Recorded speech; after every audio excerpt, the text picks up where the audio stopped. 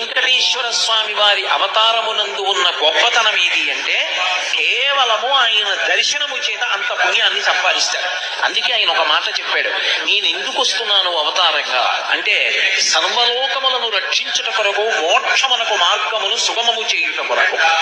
కలియుగంలో మోక్షాన్ని పొందడం అంత తేలికైనటువంటి విషయం కాదు. కానీ ఎవరు నా యందు భక్తితో ఉంటారో, ఎవరు నా యందు ప్రీతి కలిగి ఉంటారో అటువంటి వారి పట్ల నేను సదా ప్రసన్నుడనై ఉంటాను. అందుకే స్మరణాత్ సర్వ పాపఘ్నం.